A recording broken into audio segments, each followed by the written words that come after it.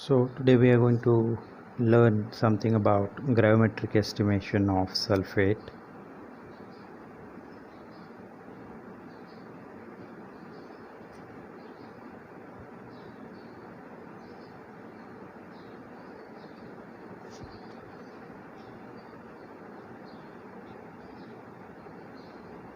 So gravimetric estimation of sulfate. So our analyte is sulfate. So this is our analyte. We need to estimate the amount of sulfate that is provided to us. How we do a gravimetrically is we choose some suitable reagent which will combine with the sulfate ion at a given conditions to form an insoluble salt of sulfate, and this precipitate is essentially quantitative. So we want this precipitation to be quantitative.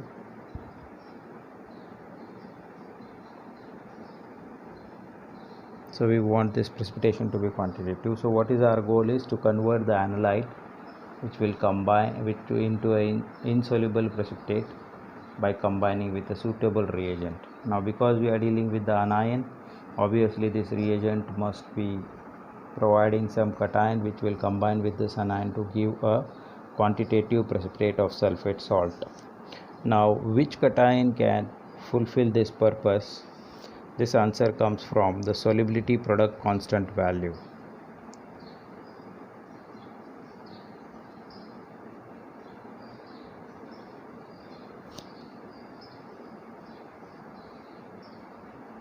So solubility product constant values, we'll try to search in a literature solubility product constant value of the sulfate salts. Say for example we take two salts of sulfate, calcium sulfate, which dissociates as Ca2 plus and SO4 2 minus in water, and the solubility product constant value of this salt is 3.14 into 10 raised to minus 5 at 25 degrees Celsius. So this is the one salt that we seen in a literature and whose KSP value found to be this much at 25 degrees Celsius. Another salt of sulfate that we see is, say for example, barium sulfate, which in water dissociates as Pa2 plus and SO4 2 minus. KSP value in the literature is seen to be 1.1 into 10 raised to minus 10 at 25 degrees Celsius. So we see that the solubility product constant value of calcium sulfate is 5 times more than the solubility product constant value of barium sulfate. We know that lower the solubility product constant value, lesser is the solubility of the salt. So if I just by looking at the values, I know that if I'll choose calcium sulfate, because calcium sulfate is having higher solubility product constant value, 5 times more than barium sulfate, calcium sulfate will have more tendency to go into solution relative to barium sulfate, and barium sulfate will have almost 5 times less tendency to go into solution. So when it comes to quantitative precipitation, it will be barium that is more suitable over calcium. So it suggests that barium is better candidate as a reagent to precipitate sulfate quantitatively instead of calcium. So because of barium sulfate's low solubility product constant value, we choose barium as a reagent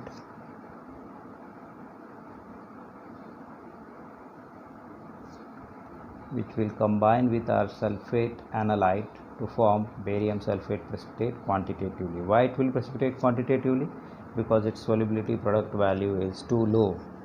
Lower the solubility product value, more efficient precipitation, more quantitative precipitation would be.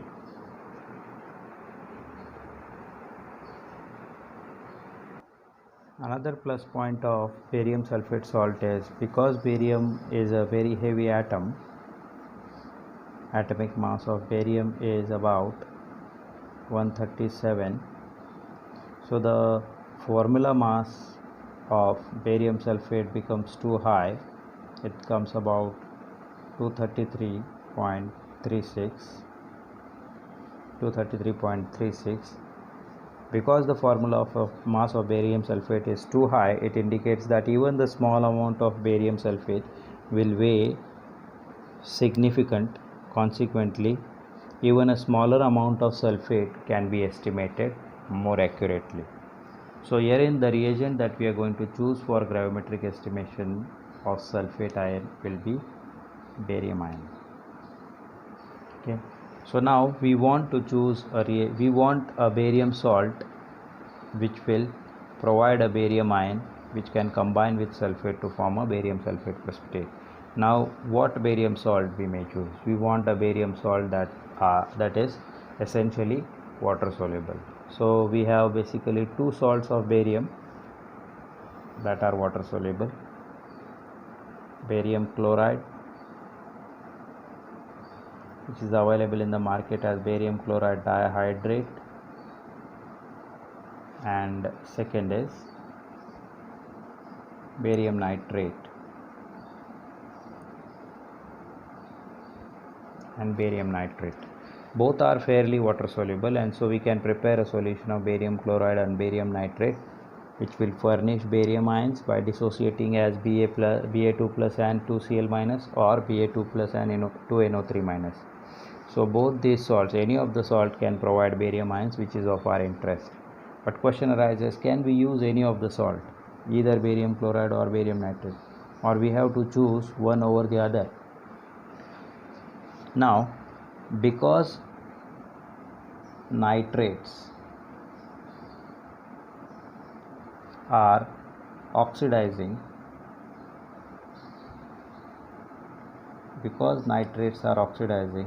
and oxidizing species may ruin our reaction, may create some trouble in our actual course of reaction, we generally avoid nitrate salts. Whereas chloride is non-oxidizing, it is neither reducing, so it will be only behaving as a spectator ion. The only job of chloride is only to see how barium and sulfate are combining to form a precipitate. So the job of chloride is just to see how this reaction happens. And if I am using barium nitrate, this nitrate may add some problem to our reactions because of its reactivity as an oxidizing agent. So the reagent that we'll choose is barium chloride. Now we are going to follow the reaction. We have already chosen the reagent now. Our reagent is barium chloride solution, aqueous barium chloride solution. Okay. Because we require a precipitating reagent. What is a precipitating reagent in our reaction? So this is our analyte, and this is our reagent which is going to form a precipitate. So we call this reagent as a precipitating reagent.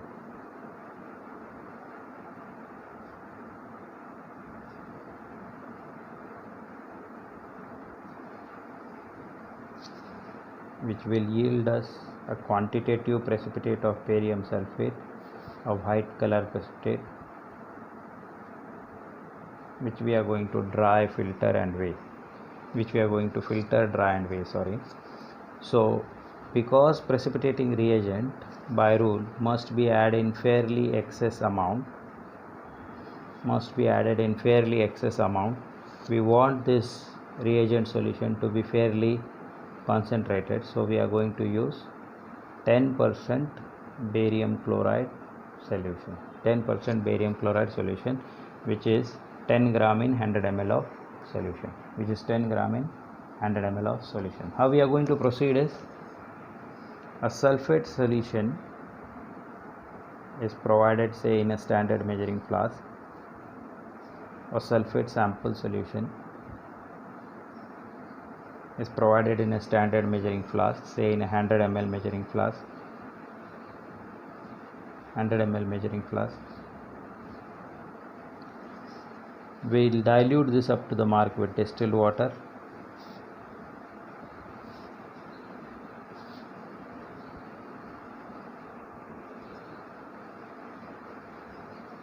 Distilled water, and after dilution we pipette out 50 ml of it in a 250 ml beaker.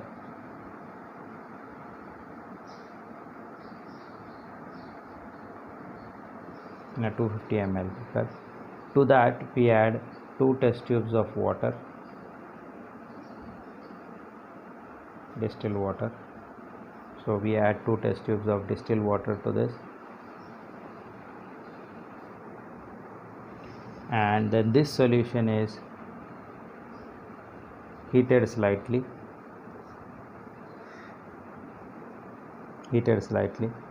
and to the hot solution we add 10% barium chloride solution. Because this is a precipitating reagent, we know that this precipitating reagent must be added with constant and vigorous stirring.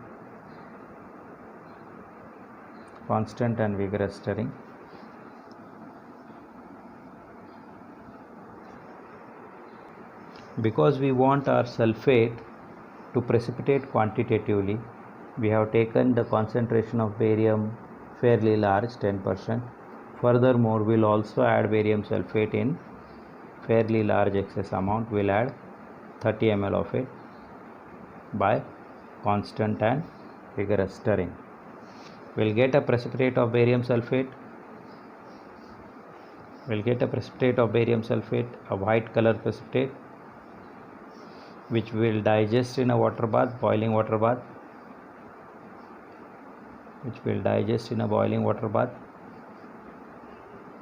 For 30 minutes.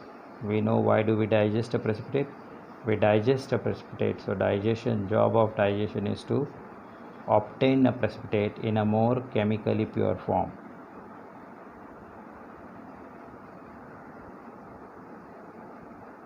So digestion yields us precipitate in a chemically pure form precipitate. So we'll digest it for 30 minutes and then we'll filter it, dry it in an oven at 110 degrees Celsius and weigh it as a barium sulfate, and then we'll use a psychometric calculation to know what amount of sulfate we are dealing with.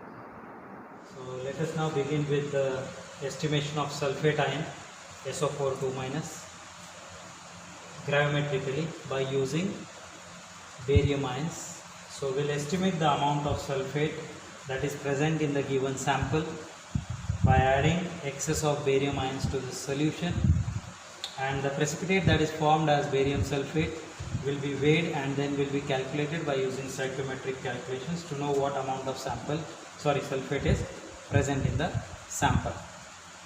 We are already being provided with the sulfate ion solution, and we are going to estimate this by using barium ion.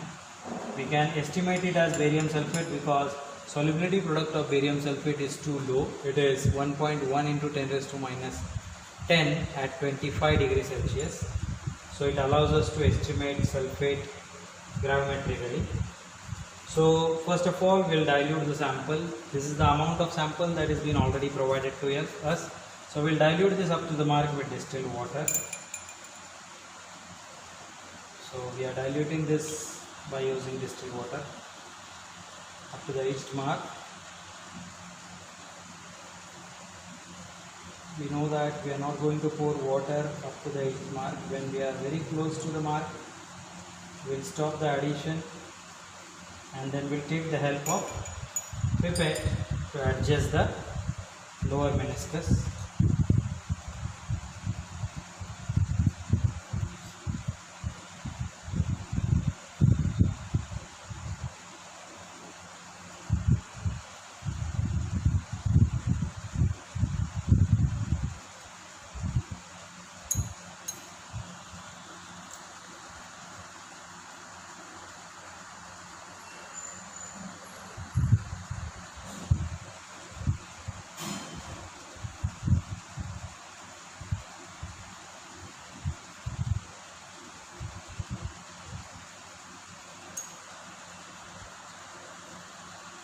So we have adjusted the lower meniscus and then we'll shake the solution. So this is our stock solution in which sulfate ions are present, and our aim is to estimate the amount of sulfate that is present in this stock solution. So we have diluted the sample up to 100 ml in a standard measuring flask, and of this diluted sample we are going to estimate 50 ml of it, analyze 50 ml of it by taking it in a beaker. You know that pipettes must be rinsed first properly. We are going to rinse the pipette with the analyte.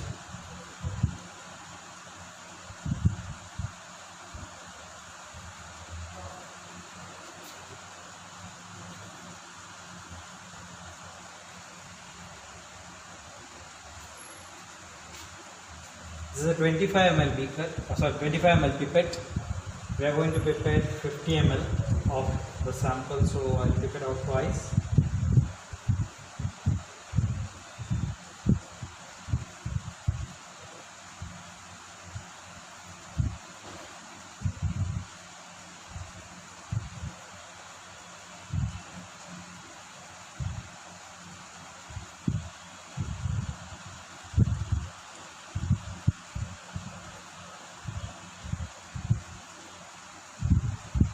We'll adjust the lower meniscus, we'll look for the lower meniscus.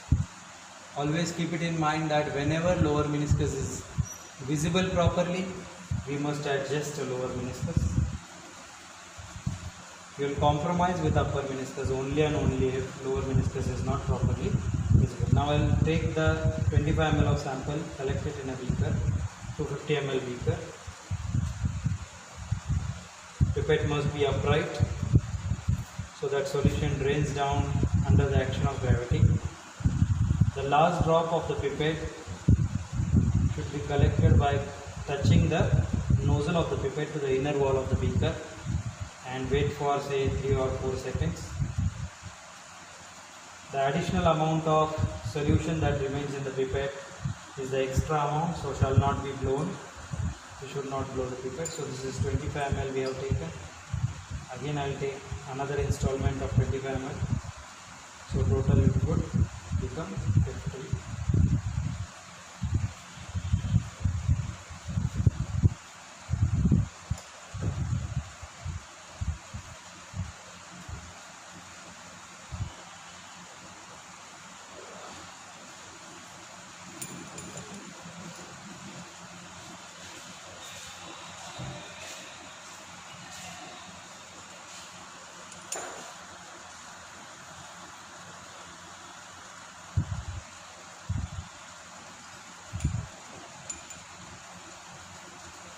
You notice that every time when I am taking the solution, I am wiping out the outer part of the pipette so that excess of solution is not getting collected. Again it is to be held upright. Let the solution drain first under the action of gravity completely. And once it is drained completely under the action of gravity, just touch the nozzle to the inner wall of the beaker and let the last drop be collected. So herein we have collected 50 ml of sample in which sulfate ions are present. We'll add 2 test tubes of distilled water to this.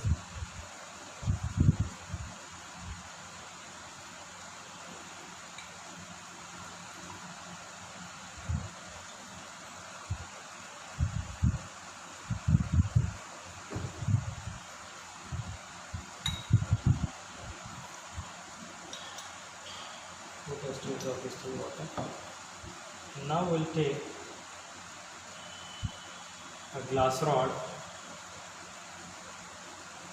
and place it in a beaker. Glass rod, while placing a glass rod, if the glass rod is like this with a flat end and the flattened bottom must be placed in the beaker and this flattened part should be held. Okay. So flattened bottom must be placed in a beaker, and care is to be taken, and one must be careful that once the glass rod is placed in the beaker, it shall not be taken out under any circumstances. To this, now we are going to add a precipitating reagent. We know that precipitating reagent must always be added in excess, in a dropwise manner, and with constant and vigorous stirring. So let us take the precipitating reagent, which is barium chloride solution.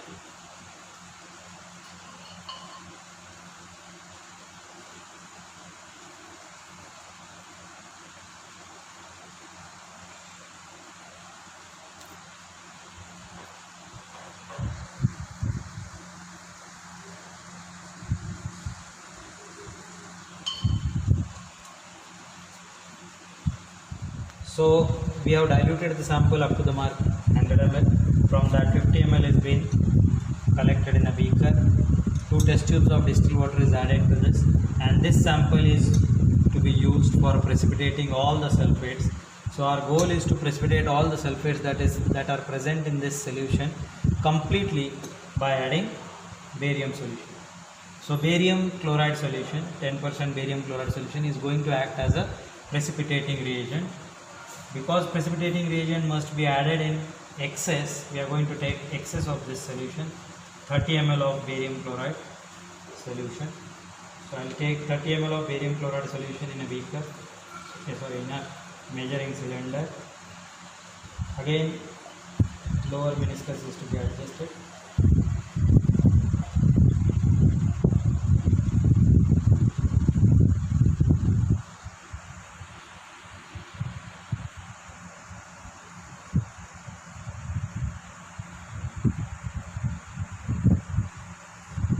So 30 ml of precipitant. According to the principles of gravimetry, precipitating reagent must always be added in a dropwise, continuous and with vigorous stirring.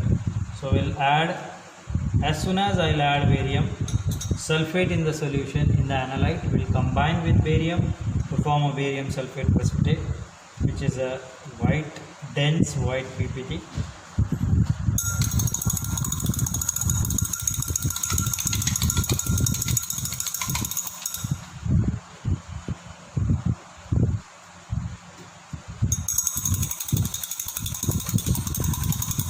Adding reagent in a dropwise manner with constant and vigorous stirring.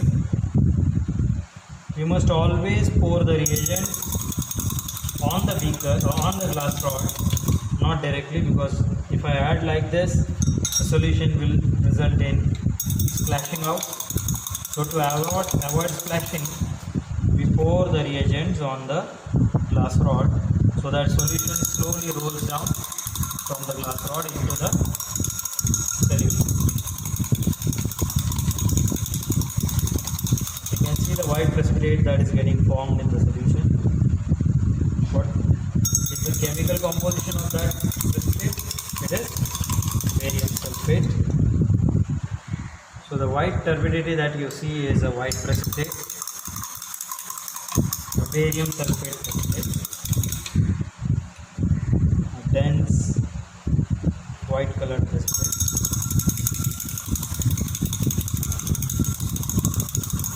Why we are adding excess of barium chloride solution precipitating reagent? Because this is going to ensure that all the sulfate that is present in the sample, which we are going to estimate, quantitatively precipitates we are getting precise and right result.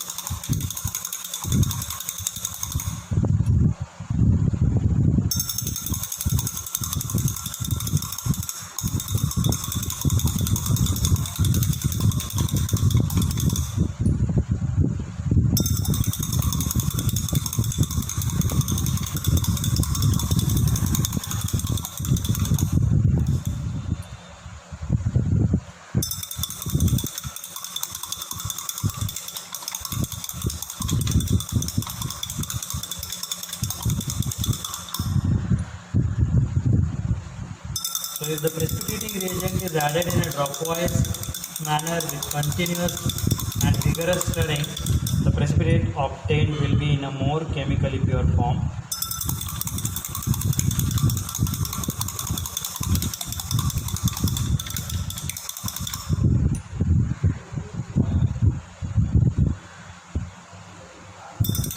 So I have added all the 30 ml of precipitating reagent, that is barium chloride solution.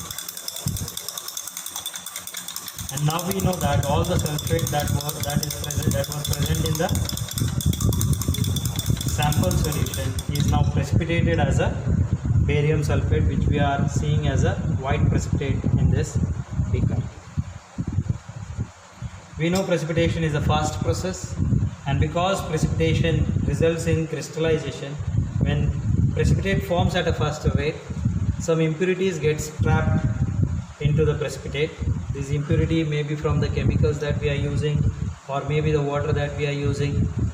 Sometimes even while crystallization, while formation of a precipitate, solvent molecules may get trapped into the crystal, and this may add weight to the crystal. We don't want these impurities or even solvent molecules to be trapped in the precipitate, because at the end we are going to weigh the precipitate so as to estimate the amount of sulfate in a sample. So now our goal is to remove all the impurities that are being trapped in the precipitate, and so what are we going to do is we are going to digest the precipitate. What we do in digestion, we keep the solution in contact with boiling water for 1 hour. So we are going to do that.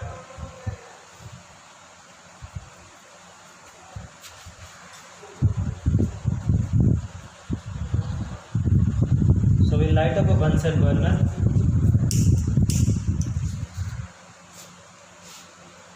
We all know that we are going to use oxidizing flame.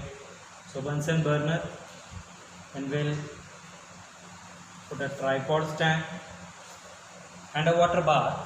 This is water bar filled with water, and then we'll place a clay triangle.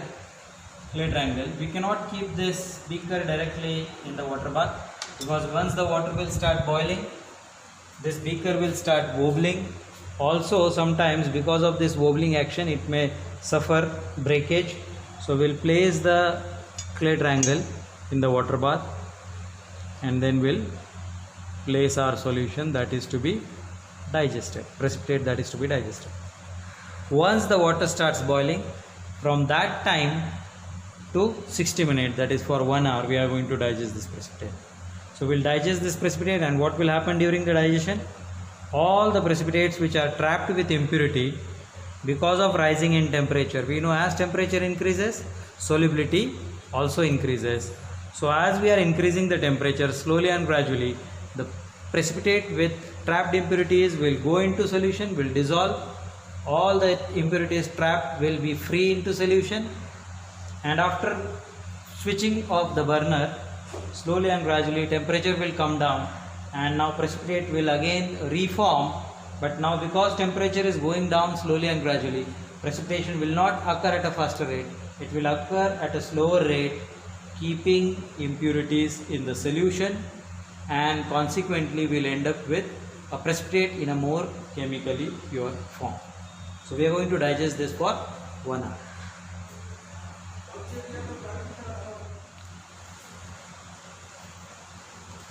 So we have digested the precipitate for 1 hour.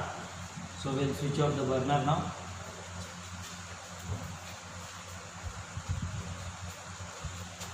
So burner is switched off.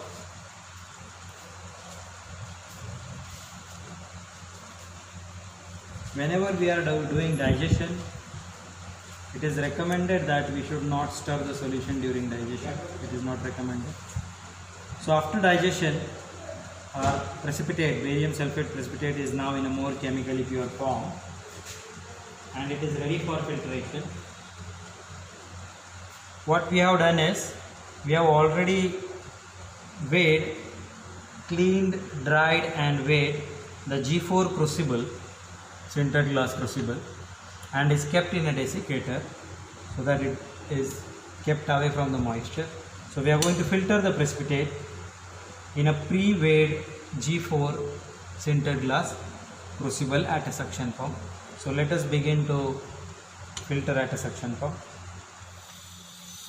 So let us start with the filtration of our barium sulfate precipitate. We are now at the suction pump. So our crucible is already pre-weighed. We'll take the sintered glass crucible. This is a G4 crucible, sintered glass crucible. You can say it is grade 4, G4. That is, it is grade 4.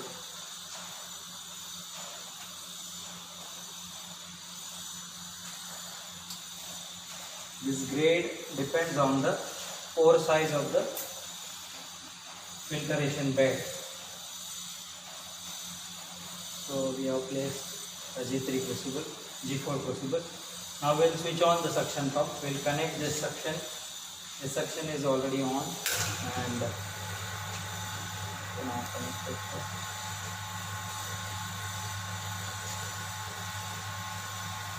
We'll pour the solution. Again, we are going to pour the solution on the glass rod and not directly in a crucible to avoid spillage. And so now we'll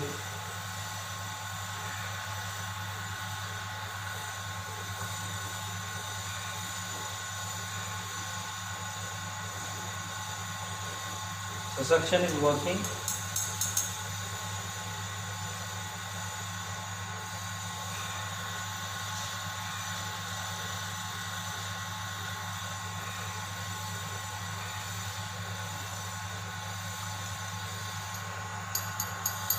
Okay.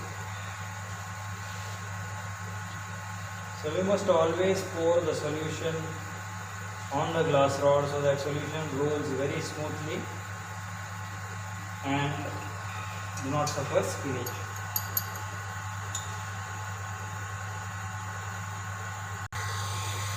So now we will do the final washing of the precipitate with wash bottle. This is wash bottle filled with distilled water. So we are going to wash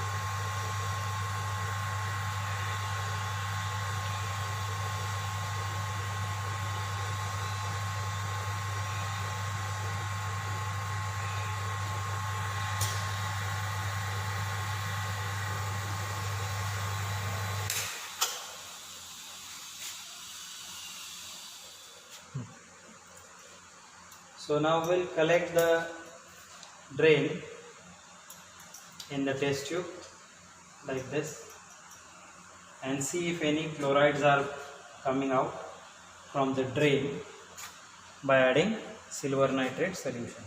So we have took the filter rate and we are adding silver nitrate solution to see if any white precipitate forms. If it forms white precipitate, it indicates that we need to add more. Sorry, we need to wash the precipitate still more.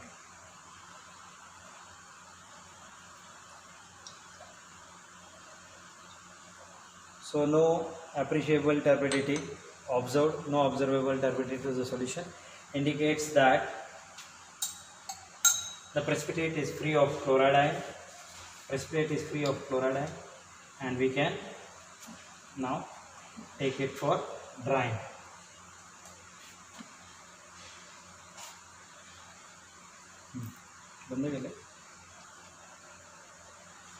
So now we'll transfer the crucible again to the desiccator and we'll take it to oven.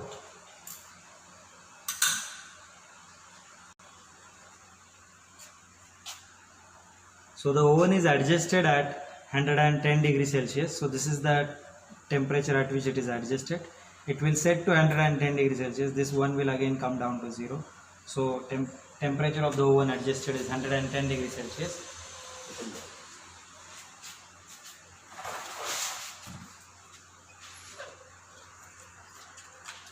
So this is electric oven, and temperature of this oven now inside is 110 degrees Celsius.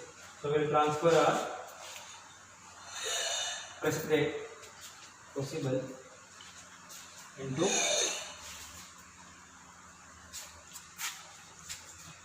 the electric oven and keep it for 1 hour for drying.